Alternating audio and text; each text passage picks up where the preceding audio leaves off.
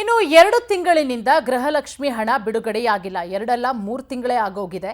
2 ತಿಂಗಳ ಹಣ ಒಟ್ಟಿಗೆ ಬಿಡುಗಡೆಯಾಗುತ್ತೆ. ನೋಡಿ, ಗೃಹಲಕ್ಷ್ಮಿ ಹಣ ಬಿಡುಗಡೆ ಆಗ್ತಾ ಇಲ್ಲ. ಒಂದು 2-3 ತಿಂಗಳಾಯಿತು. ಒಟ್ಟಿಗೆ ಬಿಡುಗಡೆಯಾಗುತ್ತೆ. ಮಂಗಳೂರಲ್ಲಿ ಸಚಿವ ಸತೀಶ್ ಜಾರಕಿಹೊಳಿ ಹೇಳಿಕೆ ಕೊಟ್ಟಿದ್ದಾರೆ. ಹಣ ಕೂಡಿಸಿ ಕೊಡ್ತಾ ಇದ್ದೀವಿ, ಆದರೆ ಯೋಜನೆಯನ್ನ ನಾವು ಸ್ಟಾಪ್ ಮಾಡಿಲ್ಲ. ಸ್ವಲ್ಪ ತಡವಾಗಿದೆ, ಪೂರ್ತಿ ಹಣ ಕೊಡ್ತೇವೆ.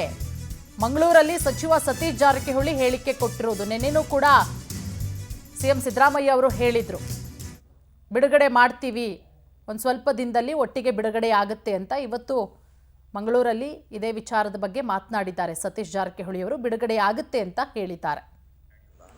ಒಟ್ಟಾರೆ ಆಗುತ್ತೆ 2 ಮಂತ್ಸ್. ನೀವು ಹೇಳಿದಂಗೆ 2 ಮಂತ್ಸ್, ಮೊನ್ನೆ 2 ಮಂತ್ಸ್ ಇದೆ, 3 ಮಂತ್ಸ್ ಆಗಿರ್ಬೋದು. ಆದರೆ ನಾವು ಪ್ರತಿ ಸಾರಿ 2 ತಿಂಗಳು ಮಾತ್ರ ಕೊಡ್ತಾ ಬರ್ತಾ ಇದ್ದೀವಿ. ಸೊ ಪ್ರತಿ ತಿಂಗಳು ಕೊಡಲಿಕ್ಕೆ ಆಗಿಲ್ಲ. ಒಟ್ಟಾರೆ ಕೊಡ್ತಾ ಇದ್ದೀವಿ, ನಾವೇನು ನಿಲ್ಲಿಸಿಲ್ಲ. ಟೆಂಪರರಿ ಲೇಟ್ ಆಗಿರ್ಬೋದು, ಪೂರ್ತಿ ಕೊಡುವಂಥ ಪ್ರಯತ್ನ ಮಾಡ್ತೀವಿ. ಆಗುತ್ತೆ 2 ಮಂತ್ಸ್. ನೀವು ಹೇಳಿದಂಗೆ 2 ಮಂತ್ಸ್, ಮೊನ್ನೆ 2 ಮಂತ್ಸ್ ಇದೆ, 3 ಮಂತ್ಸ್ ಆಗಿರ್ಬೋದು. ಆದರೆ ನಾವು ಪ್ರತಿ ಸಾರಿ 2 ತಿಂಗಳು ಮಾತ್ರ ಕೊಡ್ತಾ